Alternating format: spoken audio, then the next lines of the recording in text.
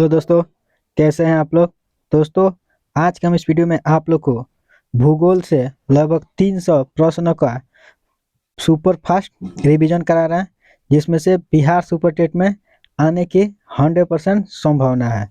और निश्चित रूप से बिहार सुपर टेट में जो भी भूगोल से प्रश्न पूछेगा, इसी वीडियो में से पूछेगा। इससे बाहर से एक भी प्रश्न नहीं पूछेगा। तो आइए हम एक एक करके लगभग 300 तक के प्रश्न देखेंगे। सबसे पहला प्रश्न आज के दिया हुआ है कि इनमें से कौन सा राज्य म्यांमार से अंतर्राष्ट्रीय सीमा नहीं बनाता है। बताना है कि निम्नलिखित में से कौन सा राज्य है जो म्यांमार से अंतर्राष्ट्रीय सीमा नहीं बनाता है। पहला ऑप्शन दिया है मणिपुर अरुणाचल प्रदेश, दूसरा का दिया है मिजोरम मेघालय, नागालैंड मिजोरम की अरुणाचल प्रदेश नागालैंड। तो याद रखना है मिजोरम जो है वह म्यांमार से अंतर्राष्ट्रीय सीमा नहीं बनाता है। तो हमारा राइट आंसर हो जाएगा ऑप्शन नंबर बी। नेक्स्ट प्रश्न दिया हुआ है कि इनमें से कौन सी पर्वत चोटी हिमालय पर्वत श्रेणी में स्थित नहीं है। बताना है कि इनमें से कौन सा पर्वत चोटी जो है वह हिमालय पर्वत में स्थित नहीं है। दिया है धौलागिरी की अपूर्णा की ब्रह्मगिरी की माउंट एवरेस्ट। तो याद रखना है ब्रह्मगिरी जो है वह पर्वत चोटी हिमालय पर्वत श्रेणी में स्थित नहीं है। नेक्स्ट प्रश्न है कि इनमें से कौन सी पहाड़ी पूर्वोत्तर राज्य में स्थित नहीं है। बताना है कि निम्नलिखित में कौन सा पहाड़ी पूर्वोत्तर राज्य में स्थित नहीं है। तो याद रखना है मांडव के पहाड़ी जो है वह पूर्वोत्तर राज्य में स्थित नहीं है। नेक्स्ट यहाँ पे हम लोग प्रश्न देखेंगे कि इनमें से कौन गोदावरी की सहायक नदी नहीं है। बताना है कि निम्नलिखित में कौन है जो गोदावरी की सहायक नदी नहीं है। तो साबरी यह गोदावरी के सहायक नदी होता है, इंद्रावती भी होता है, पीन गंगा भी होता है, लेकिन अमरावती जो होता है वह गोदावरी का सहायक नदी नहीं होता है। तो हमारा राइट आंसर हो जाएगा ऑप्शन नंबर डी। नेक्स्ट प्रश्न दिया है कि इनमें से कौन सा झील पूर्वी तट पर स्थित नहीं है। बताना है कि कौन सा झील है जो पूर्वी तट पर स्थित नहीं है। तो याद रखना है लोकटक जो झील है वह पूर्वी तट पर स्थित नहीं है। नेक्स्ट यहाँ पे हम लोग प्रश्न देखेंगे कि इनमें से किस द्वीप की स्थिति सही नहीं है। बताना है कि कौन सा द्वीप है जो सही नहीं है। पहला दिया है सुमात्रा हिंद महासागर, तो यह बिल्कुल सही है। होन्सू दिया है प्रशांत महासागर, ये भी सही है। और ब्रोनियो जो होता है ये भी प्रशांत सागर में सही है, लेकिन मॉरिशस जो है अल्टार्कटिक महासागर, यही हमारा राइट आंसर हो जाएगा, यह गलत है। नेक्स्ट प्रश्न देखेंगे कि इनमें से कौन सा देश स्थल अवरुद्ध नहीं है। बताना है कौन सा देश स्थल है जो अवरुद्ध नहीं है। तो याद रखना है अल्बानिया जो है वह अवरुद्ध देश नहीं है। नेक्स्ट यहाँ पे हम लोग प्रश्न देखेंगे कि इनमें से कौन सा जल क्षेत्र एशिया और यूरोप के बीच सीमा नहीं बनाता है। बताना है कि कौन सा जल क्षेत्र है जो यूरोप और एशिया के बीच में सीमा नहीं बनाता है। तो याद रखना है लाल सागर जो है वह एशिया और यूरोप के बीच में सीमा नहीं बनाता है। नेक्स्ट प्रश्न है कि इनमें से कौन सा घास का मैदान उत्तरी गोलार्ध पर स्थित है। बताना है कि निम्नलिखित में कौन सा घास का मैदान है जो उत्तरी गोलार्ध पर स्थित है। तो याद रखना है लाइनोस जो घास का मैदान है वह उत्तरी गोलार्ध पर स्थित है।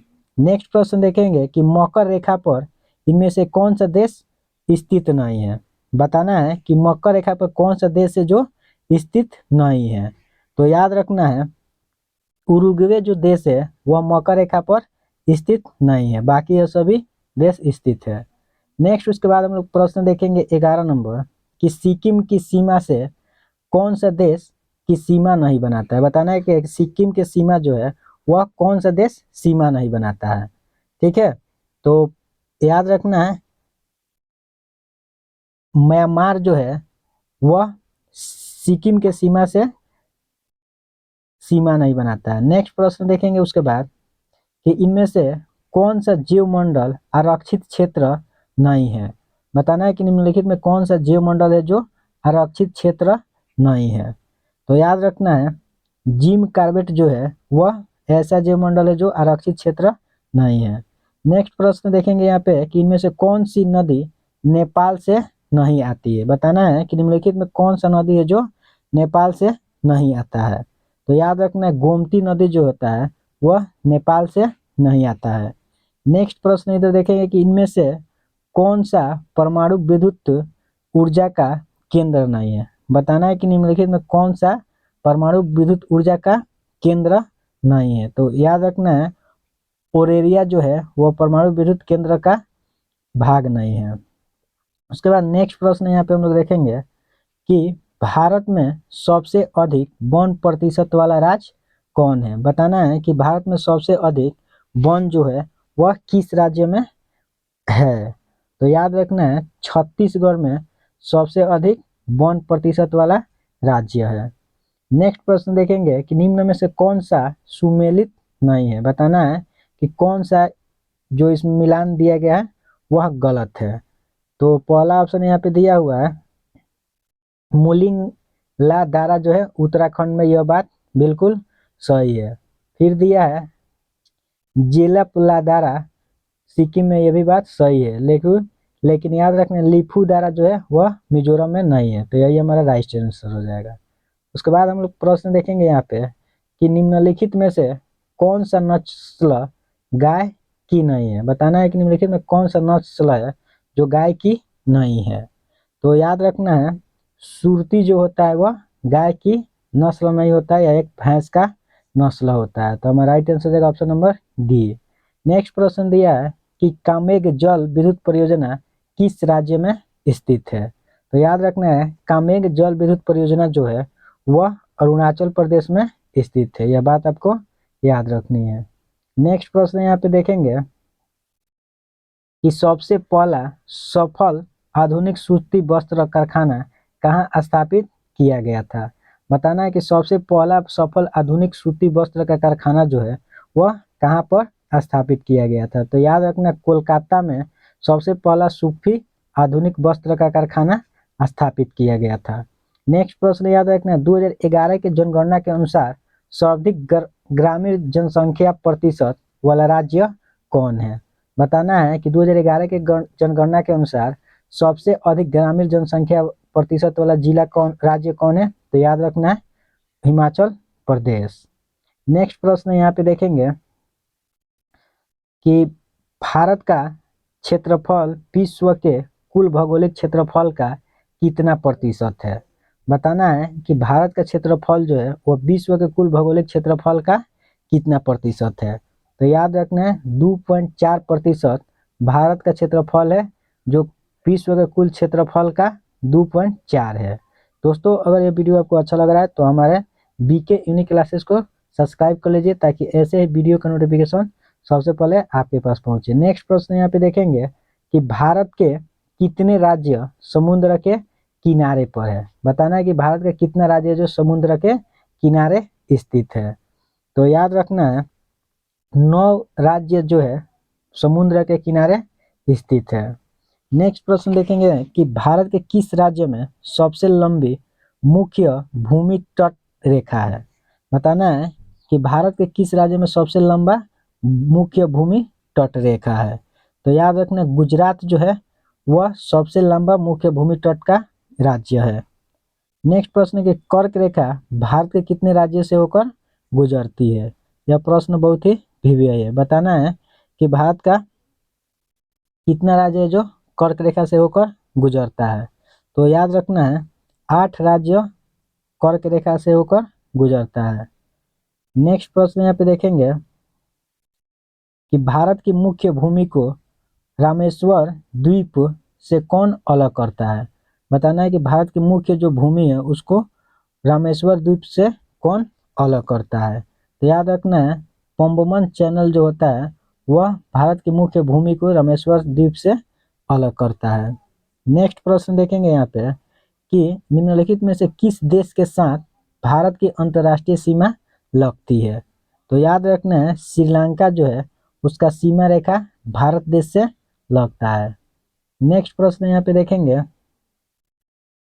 कि भारत की सबसे लंबी अंतर्राष्ट्रीय सीमा किस देश के साथ है। बताना है कि भारत की सबसे लंबा अंतर्राष्ट्रीय सीमा जो है वह किस देश से है? तो याद रखना है बांग्लादेश इसका राइट आंसर हो जाएगा। नेक्स्ट प्रश्न देखेंगे यहाँ पे कि निम्नलिखित में से कौन सा तट पश्चिमी तट का भाग नहीं है? तो याद रखना है कोरोमंडल तट जो है वह पश्चिमी तट का भाग नहीं है। उसके बाद नेक्स्ट प्रश्न हम लोग देखेंगे यहाँ पे कि उड़ीसा में एपीजे अब्दुल कलाम के नाम से किस द्वीप का नाम रखा गया है? बताना है कि उड़ीसा में एपीजे अब्दुल कलाम के नाम से किस द्वीप का नाम रखा गया है? तो याद रखना है व्हीलर द्वीप जो है उसका नाम एपीजे अब्दुल कलाम के नाम पर रखा गया है। नेक्स्ट प्रश्न देखेंगे कि किस आधुनिक भारतीय राज्य में कोंकण, मराठवाड़ा और विदर्भ के क्षेत्र स्थित है? तो याद रखना महाराष्ट्र में यह सभी क्षेत्र स्थित है। नेक्स्ट प्रश्न हम लोग देखेंगे कि विश्व में सबसे बड़ी नदी द्वीप माजुला कहाँ स्थित है? बताना है कि विश्व की सबसे बड़ी जो नदी है, नदी द्वीप जो है माजुली, वह कहाँ पे स्थित है? तो याद रखना असम में यह स्थित है। नेक्स्ट प्रश्न देखेंगे कि भारतीय मानक समय का यायुत्तर नहीं गुजरती है। बताना है कि भारतीय मानक समय का जो याम्योत्तर जो होता है वह कहाँ से नहीं गुजरता है? तो याद रखना महाराष्ट्र से होकर नहीं गुजरता है। नेक्स्ट प्रश्न देखेंगे तमिलनाडु और गुजरात, तमिलनाडु और आंध्र प्रदेश के तट का नाम है। बताना है कि तमिलनाडु और आंध्र प्रदेश के जो तट है उसका नाम क्या है? तो याद रखना कोरोमंडल। उसके बाद देखेंगे नेक्स्ट यहाँ पे प्रश्न दिया है कि 0 डिग्री चैनल निम्नलिखित में से किसको पृथक करता है? बताना है कि 0 डिग्री चैनल जो है वह किसको अलग करता है?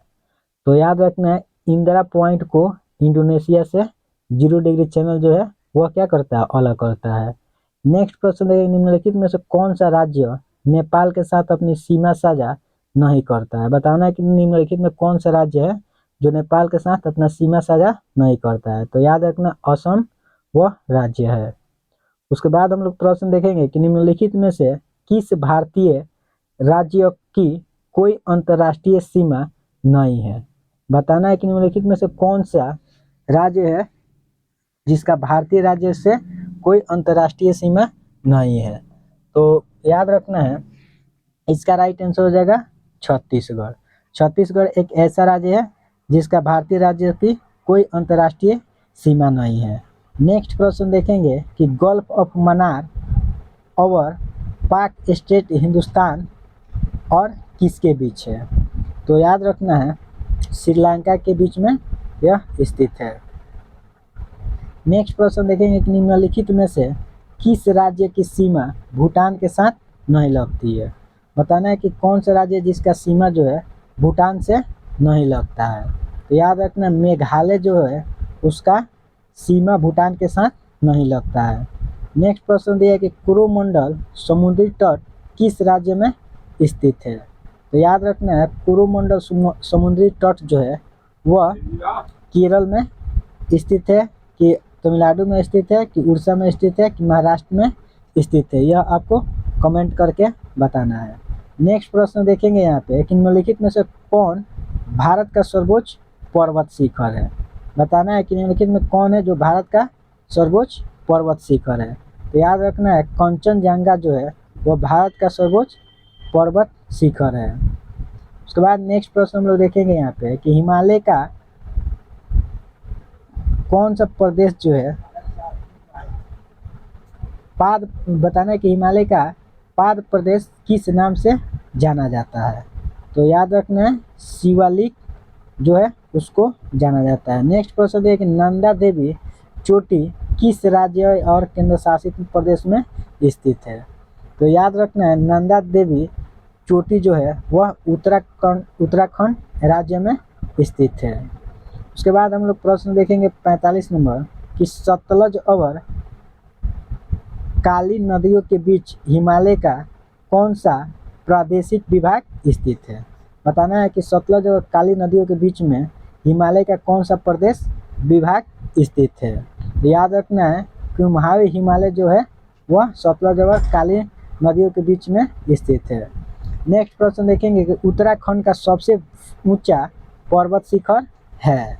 बताना है कि उत्तराखंड का सबसे ऊंचा पर्वत शिखर जो है वह कौन है। तो याद रखना है नंदा देवी उत्तराखंड का सबसे ऊंचा पर्वत शिखर है। उसके बाद हम प्रश्न देखेंगे कि निम्नलिखित में से कौन सबसे प्राचीन पर्वत श्रेणी है। बताना है कि निम्नलिखित में कौन है जो सबसे प्राचीन पर्वत श्रेणी है। तो याद रखना अरावली पर्वत जो है वह सबसे प्राचीन पर्वत श्रेणियों में से एक है। नेक्स्ट प्रश्न उसके बाद हम लोग देखेंगे यहाँ पे कि गुरु शिखर निम्नलिखित पर्वत श्रृंखलाओं में से किसका सर्वोच्च शिखर है। बताना है कि गुरु शिखर जो है वह निम्न किस पर्वत श्रृंखलाओं में इसका सर्वोच्च शिखर है। तो याद रखना अरावली पर्वत श्रृंखला जो है उसी का यह सर्वोच्च शिखर है। नेक्स्ट प्रश्न है निम्नलिखित में से किस पर्वतमाला को सह्याद्री के नाम से भी जाना जाता है। तो याद रखना है पश्चिमी घाटी इसका राइट आंसर हो जाएगा। नेक्स्ट प्रश्न हम लोग यहाँ पे देखेंगे कि प्रायद्वीपीय भारत में उच्चतम पर्वत चोटी है। बताना है कि प्रायद्वीपीय पर्वत जो है पर्वतीय भारत जो है उसमें उच्चतम पर्वत चोटी कौन है। तो याद रखना है आना मुंडी जो है वह प्रायद्वीपीय भारत की उच्चतम पर्वत चोटी है। नेक्स्ट प्रश्न देखेंगे भारत में सबसे दक्षिणी भाग में स्थित पहाड़ियों कौन है। बताना है कि भारत में सबसे दक्षिणी भाग में स्थित कौन पहाड़ियाँ है। तो याद रखना है कार्डमम जो है वह है। नेक्स्ट प्रश्न है कि पूर्वी घाट पर्वत श्रेणी का सर्वोच्च शिखर है। बताना है कि पूर्वी घाट पर्वत श्रेणी का सर्वोच्च शिखर जो है वह कौन है। तो याद रखना है महेंद्रगिरी जो पर्वत है वह पूर्वी घाट पर्वत का सर्वोच्च शिखर है। उसके बाद हम लोग देखेंगे 53 नंबर क्वेश्चन कि कार्डेमम पहाड़ी कहाँ स्थित है। तो याद रखना है यह केरल में स्थित है। तो क से याद रखना है केरल और क से याद रखना है कार्डेमम। पूछेगा कि कार्डेमम पहाड़ी कहाँ स्थित है तो याद रखना है केरल में। नेक्स्ट प्रश्न है कि गारो खासी और जयांतिया पहाड़ियाँ किस राज्य में स्थित है। तो याद रखना है मेघालय में गारो खासी और जयांती पहाड़ियाँ स्थित है। नेक्स्ट प्रश्न हम लोग देखेंगे कि कोडाई कनाल किस पर्वत श्रृंखला पर स्थित है। बताना है कि कोडाई कनाल जो है वह किस पर्वत श्रृंखला पर स्थित है। तो याद रखना है पालनिक पर्वत श्रृंखला पर यह स्थित है। नेक्स्ट प्रश्न हम लोग देखेंगे 56 नंबर कि श्री शिखर चोटी किस राज्य में स्थित है। बताना है कि गुरु शिखर चोटी जो है वह किस राज्य में स्थित है। तो याद रखना है गुरु शिखर चोटी जो है वह राजस्थान में स्थित है। उसके बाद प्रश्न दिया हुआ है कि नर्मदा और ताप्ती नदियों के मध्य स्थित है। बताना है कि नर्मदा और ताप्ती नदियों के बीच में कौन सा पहाड़ियाँ स्थित है। तो याद रखना है नर्मदा और ताप्ती नदियों के बीच में सतपुड़ा की पहाड़ियाँ स्थित है। नेक्स्ट प्रश्न हम देखेंगे उसके बाद कि पाल घाट दारा निम्नलिखित में से किन दो राज्यों को जोड़ता है। बताना है कि पाल घाट दारा जो है वह किन दो राज्यों को एक साथ जोड़ता है। तो याद रखना है केरल और तमिलनाडु को पाल घाट दारा जो है क्या करता है एक साथ जोड़ता है। उसके बाद नेक्स्ट प्रश्न हम देखेंगे यहाँ पे कि बोमडीला दारा भारत के किस राज्य में स्थित है। तो याद रखना है अरुणाचल प्रदेश में बोमडीला दारा क्या है स्थित है। उसके बाद हम लोग नेक्स्ट प्रश्न यहाँ पे देखेंगे 61 नंबर कि निम्नलिखित में से कौन सी नदी सीधे गंगा में आकर मिलती है। बताना है कि कौन सा नदी है जो डायरेक्ट गंगा में आकर मिलता है। तो याद रखना सोन नदी जो है वह डायरेक्ट गंगा में आकर मिलती है। नेक्स्ट प्रश्न देखेंगे कि तावा किसकी सहायक नदी है। बताना है कि तावा जो है किसकी सहायक नदी है। तो याद रखना है नर्मदा की तावा एक सहायक नदी है। उसके बाद प्रश्न दिया कि निम्नलिखित में से कौन सी नदी प्रारंभ में अरुण नदी के नाम से जाना जाता था। बताना है कि कौन सी नदी है जिसको शुरुआत में अरुण नदी के नाम से जाना जाता है। तो याद रखना, कोसी नदी को शुरुआत में अरुण के नाम से जाना जाता है। उसके बाद नेक्स्ट प्रश्न हम लोग देखेंगे कि निम्नलिखित में से कौन सी नदी ज्वारनदमुख का निर्माण करता है। तो याद रखना है, नर्मदा नदी जो है वह ज्वारनदमुख का निर्माण करती है। नेक्स्ट प्रश्न देखेंगे कि निम्नलिखित में से कौन सी नदी एस्च्यूरी नहीं बनाता है। बताना है कि कौन सी नदी है जो एस्च्यूरी का निर्माण नहीं करता है। तो याद रखना, महानदी एक ऐसा नदी है जो एस्च्यूरी का निर्माण नहीं करता है। नेक्स्ट प्रश्न है कि निम्नलिखित में से कौन सी नदी भ्रश घाटी से होकर बहती है। बताना है कि कौन सी नदी है जो भ्रंश घाटी से होकर बहती है। तो याद रखना, नर्मदा नदी एक ऐसा नदी है जो भ्रंश घाटी से होकर बहता है। उसके बाद नेक्स्ट प्रश्न हम लोग देखेंगे कि दक्षिण भारत के पठारी प्रदेश के कौन सी नदी को दो भागों में विभाजित करता है। बताना है कि दक्षिण भारत के पठारी प्रदेश के कौन सा नदी है जो दो भागों में विभाजित करता है। तो याद रखना है, यह एक नर्मदा नदी है। नेक्स्ट प्रश्न दिया हुआ है कि निम्नलिखित में से किस नदी को बृहत गंगा के नाम से जाना जाता है। बताना है कि कौन सा नदी है जिसको हम लोग बृहत गंगा के नाम से जानते हैं। तो याद रखना है, गोदावरी नदी को बृहत गंगा के नाम से भी जाना जाता है। नेक्स्ट प्रश्न दिया है कि पंचगंगा तथा दूधगंगा किसकी सहायक नदी है। बताना है कि पंचगंगा और दूधगंगा जो है वह किसका सहायक नदी है। तो याद रखना है, कृष्णा का पंचगंगा और दूधगंगा सहायक नदी है। उसके बाद हम लोग प्रश्न देखेंगे यहाँ पे कि मानस किस नदी की उपनदी है। बताना है कि मानस नदी जो है किस नदी का उपनदी है। तो याद रखना है, ब्रह्मपुत्र का उपनदी है।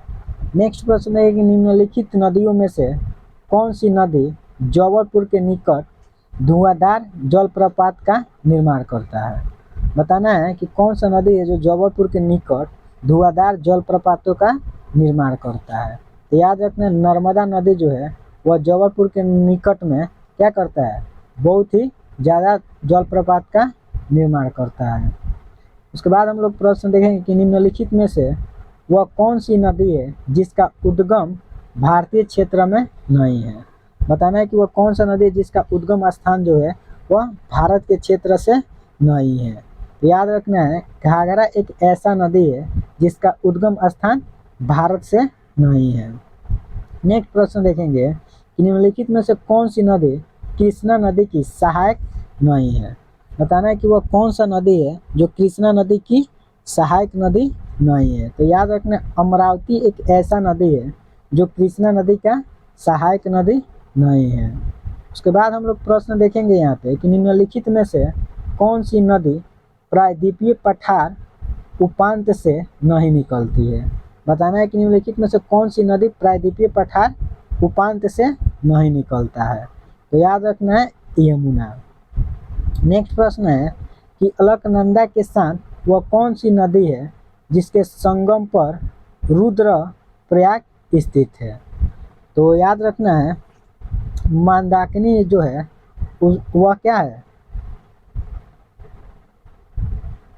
अलकनंदा के साथ संगम पर रुद्रप्रयाग में स्थित है। उसके बाद हम लोग नेक्स्ट प्रश्न यहाँ पे देखेंगे कि निम्नलिखित में से कौन सी एक नदी कावेरी नदी की सहायक नदी नहीं है। बताना है कि वह कौन सा नदी है जो कावेरी नदी का सहायक नदी नहीं है। तो याद रखना है, इंद्रावती जो है वह कावेरी नदी की सहायक नदी नहीं है। नेक्स्ट प्रश्न हम लोग देखेंगे 77 नंबर कि जम्मू कश्मीर की राजधानी श्रीनगर किस नदी के तट पर स्थित है। बताना है कि जम्मू कश्मीर के जो राजधानी है श्रीनगर वह किस नदी के तट पर स्थित है। तो याद रखना है, झेलम नदी के तट पर जम्मू कश्मीर की राजधानी श्रीनगर स्थित है। नेक्स्ट प्रश्न है कि स्टील सिटी राउरकेला किस नदी के किनारे स्थित है। बताना है कि स्टील सिटी के नाम से प्रसिद्ध राउरकेला जो है वह किस नदी के किनारे स्थित है। तो याद रखना ब्राह्मणी नदी के किनारे स्थित है। उसके बाद नेक्स्ट प्रश्न दिया है कि विजयवाड़ा शहर निम्नलिखित में से किस नदी के किनारे स्थित है। बताना है कि विजयवाड़ा जो शहर है वह किस नदी के किनारे स्थित है। तो याद रखना है कृष्णा नदी के किनारे विजयवाड़ा शहर स्थित है। उसके बाद प्रश्न है कि कोयना बांध किस राज्य में स्थित है। बताना है कि कोयना बांध जो है वह किस नदी के किनारे किस राज्य के किनारे किस राज्य में स्थित है। तो याद रखना है कोयना जो है महाराष्ट्र में स्थित है। उसके बाद नेक्स्ट प्रश्न है कि थीन बांध किस नदी पर बनाया गया है। बताना है आपको कि थीन बांध जो है वह किस नदी पर बनाया गया है। तो याद रखना है थीन बांध को रावी नदी पर बनाया गया है। उसके बाद प्रश्न दिया हुआ है यहाँ पे कि गांधी सागर, जवाहर सागर और राणा प्रताप सागर बांध किस नदी पर निर्मित है। बताना है कि गांधी सागर, जवाहर सागर और राणा प्रताप सागर बांध जो है वह किस नदी पर बनाया गया है। तो याद रखना है चंबल नदी पर गांधी सागर, जवाहर सागर और राणा प्रताप सागर बांध को बनाया गया है। दोस्तों अगर ये वीडियो आप लोग को अच्छा लग रहा है तो हमारे चैनल को सब्सक्राइब कर लीजिए। ऐसे ही सभी सब्जेक्ट का लगभग 200-300 प्रश्न एक वीडियो में लेके आएंगे जब तक आपका बीपीएससी का एग्जाम खत्म नहीं हो जाता है। तो अगर ऐसे ही वीडियो आपको देखना है तो हमारे चैनल को सब्सक्राइब कर लीजिए ताकि ऐसे वीडियो का नोटिफिकेशन आपके पास सबसे पहले पहुंचे। नेक्स्ट प्रश्न यहाँ पे दिया है 83 नंबर कि बगलिहार बांध किस नदी पर बनाया गया है। ठीक है, बताना है कि बगलिहार बांध जो है वह किस नदी पर निर्मित किया जा रहा है, मतलब बनाया जा रहा है। तो याद रखना चिनाव पर क्या किया जा रहा है, बगलिहार बांध का निर्माण किया जा रहा है। नेक्स्ट प्रश्न दिया है कि लोकटक झील किस राज्य में स्थित है। बताना है कि लोकटक झील जो है वह किस राज्य में स्थित है। तो याद रखना है मणिपुर में लोकटक झील स्थित है। उसके बाद यहाँ पे नेक्स्ट प्रश्न दिया है वेम्बनाड झील किस राज्य में स्थित है। बताना है कि वेम्बनाड झील जो है वह किस राज्य में स्थित है। तो याद रखना है केरल में वेम्बनाड झील स्थित है। उसके बाद नेक्स्ट प्रश्न हम लोग यहाँ पे देखेंगे कि निम्नलिखित में से कौन सही सुमेलित है। बताना है कि कौन सा सही सुमेलित है। तो पहला दिया है लोनार मध्य प्रदेश, तो यह बात गलत है। नक्की गुजरात में यह भी गलत है। पुलिकट केरल में यह भी गलत है। तो याद रखना है कोलेरू जो है आंध्र प्रदेश, यही हमारा राइट आंसर हो जाएगा। यह सही है, बाकी उसका मिलान गलत है। नेक्स्ट प्रश्न है निम्नलिखित में से कौन सी झील भारत के पश्चिमी तट पर स्थित है। बताना है कि कौन सा झील है जो भारत के पश्चिमी तट पर स्थित है। तो याद रखना अष्टमुदी जो झील है वह भारत के पश्चिमी तट पर स्थित है। नेक्स्ट प्रश्न याद रखना है कि शास्ताम कोटा झील किस राज्य में स्थित है। बताना है कि शास्ताम कोटा झील जो है किस राज्य में स्थित है। तो याद रखना है केरल में यह स्थित है। नेक्स्ट प्रश्न हम लोग देखेंगे कि धुआंधार जलप्रपात किस नदी पर स्थित है। बताना है कि धुआंधार जलप्रपात है जो किस नदी पर स्थित है। तो याद रखना है नर्मदा नदी पर धुआंधार जलप्रपात क्या है, स्थित है। उसके बाद हम लोग प्रश्न देखेंगे कि शिव समुद्रम जलप्रपात किस नदी पर स्थित है। बताना है कि शिव समुद्रम जो जलप्रपात है किस नदी के किनारे, मतलब किस नदी पर स्थित है। तो याद रखना है चंबल नदी पर यहाँ पे कावेरी नदी पर शिव समुद्र जलप्रपात स्थित है। उसके बाद नेक्स्ट प्रश्न हम लोग देखेंगे यहाँ पे कि पेरियार जल विद्युत परियोजना किस राज्य में स्थित है। बताना है कि पेरियार जल विद्युत परियोजना जो है वह किस राज्य में स्थित है। तो याद रखना है पेरियार जल विद्युत परियोजना जो है वह केरल राज्य में स्थित है। नेक्स्ट प्रश्न देखेंगे यहाँ पे कि सरदार सरोवर परियोजना किस नदी पर चल रही है। बताना है कि सरदार सरोवर परियोजना जो है वह किस नदी पर चल रही है। तो याद रखना है नर्मदा नदी पर। नेक्स्ट प्रश्न है कि इडुक्की जल परियोजना किस राज्य में स्थित है। बताना है कि इडुक्की जल विद्युत परियोजना जो है वह किस राज्य में स्थित है। तो याद रखना है केरल राज्य में इडुक्की जल विद्युत परियोजना स्थित है। उसके बाद प्रश्न दिया हुआ है कि सलाल जल विद्युत परियोजना किस राज्य में स्थित है। बताना है कि सलाल जल विद्युत परियोजना जो है वह किस राज्य में स्थित है। तो याद रखना है जम्मू कश्मीर में सलाल जल विद्युत परियोजना स्थित है। उसके बाद प्रश्न याद रखना है कि तुलबुल परियोजना किस नदी से संबंधित है। बताना है कि तुलबुल परियोजना जो है वह किस नदी से संबंधित है। तो याद रखना है झेलम नदी से तुलबुल परियोजना संबंधित है। नेक्स्ट प्रश्न हम लोग देखेंगे कि नाथपा झाकरी परियोजना किस नदी पर स्थित है। तो याद रखना है नाथपा झाकरी परियोजना जो है वह सतलज नदी पर स्थित है। नेक्स्ट प्रश्न हम लोग देखेंगे कि हिडकल परियोजना किस नदी पर स्थित है। बताना है कि हिडकल परियोजना जो है वह किस नदी पर स्थित है। तो याद रखना है घाटप्रभा नदी पर हिडकल परियोजना स्थित है।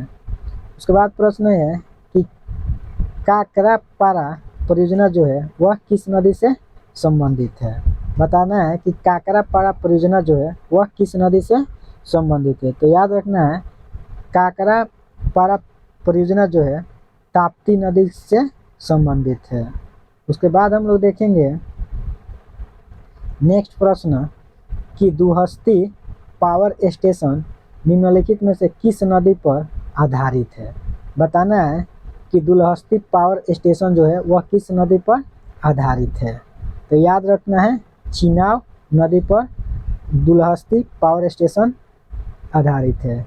नेक्स्ट प्रश्न है यहाँ पे कि राष्ट्रीय पर्यावरण शोध संस्थान कहाँ स्थित है। बताना है कि राष्ट्रीय पर्यावरण शोध संस्थान जो है NERI कहाँ स्थित है। तो याद रखना है नागपुर में राष्ट्रीय पर्यावरण शोध संस्थान जो है वह स्थित है। तो दोस्तों अगर यह वीडियो आपको अच्छा लगा है तो हमारे BK यूनिक क्लासेस को सब्सक्राइब कर लीजिए ताकि ऐसे ही वीडियो का नोटिफिकेशन सबसे पहले आपके पास पहुंचे। मिलते हैं कल इसके आगे वाले प्रश्न को लेकर।